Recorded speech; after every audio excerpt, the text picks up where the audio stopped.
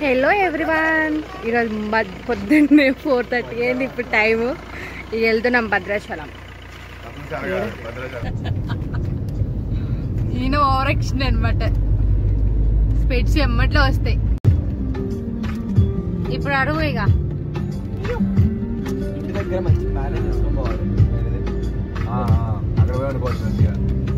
వీళ్ళిద్దరు wife and husbands అనమాట.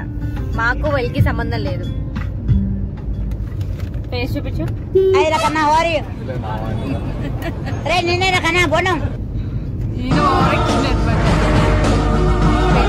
వస్తాయి. మేమిద్దరం సైలెంట్, ఈయనేమో సౌండ్ పెట్టడం, నేనేమో అన్ని వినటం.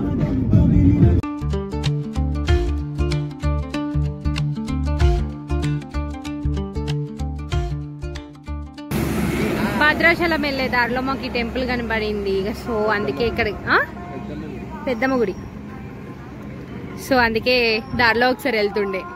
కాలు కడుక్కోవటం ముఖ్యం దిగులు.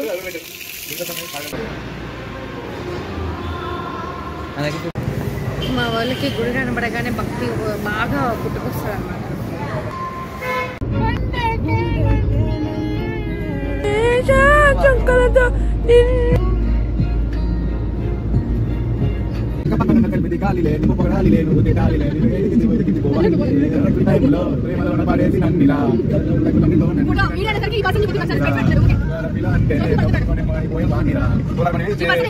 భక్త రామదాసు గారు మనందరికీ తెలిసిన వారే.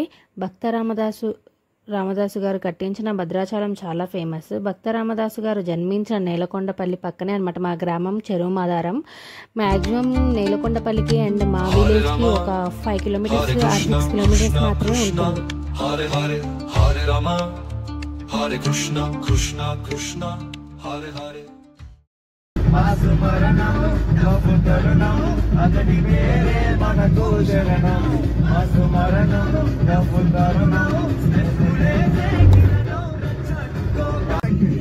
పేపర్ ఫ్యాక్టరీ, ఇది పేపర్ ఫ్యాక్టరీ గాయస్. నేను ఫస్ట్ టైం చూస్తున్నా మీతో పాటే. ITC limited paper mill.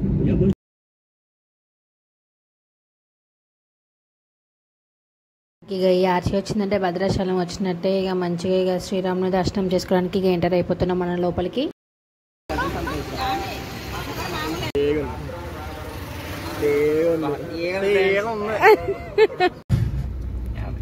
మనం లోపల టెంపుల్కి వెళ్ళడానికి ఇక్కడ టికెట్ తీసుకోవాలన్నమాట. ఒక్కొక్క అంటే మనం వెహికల్లో వెళ్తేనేమో ఒక 100 రూపీస్ ఛార్జ్ చేశారనమాట. మాకు కూడా 100 రూపీసే ఛార్జ్ చేశారు.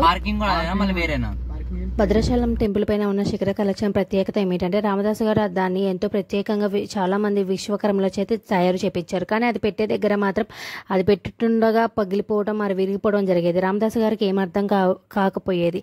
అదే రోజు రాత్రి సాక్షాత్తు రాముడే తన కళలోకి వచ్చారనమాట. తన కళలోకి వచ్చి మనుషుల వల్ల కాదు, అది సాధ్యపడదు అని చెప్పేసి అన్నారు. నువ్వు గోదావరి నది వద్దకు వెళ్ళి గోదావరి దేవిని ప్రార్థించు అని చెప్పారు. మరుసటి రోజునే రామదాసు గారు వెళ్ళి చెప్పినట్లు చేశారన్నమాట. అప్పుడు గోదావరి దేవి శిఖరాన్ని కలశాన్ని నదిలోకి ప్రవేశపెట్టి పెట్టుకుంటుంది అనమాట. అదే శిఖరాన్ని ప్రతిష్ఠించారు.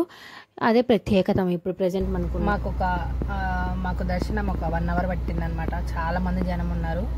ఇప్పుడు వచ్చి ప్రశాంతంగా కూర్చున్నాం. ఎండ బయట మాత్రం మామూలుగా లేదు, అసలుకి చెమటలు కారిపోతుండే.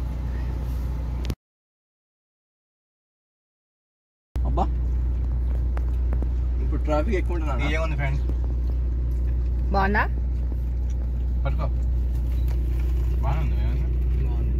బాగుందా? సూపర్. తిరుగు ప్రయాణం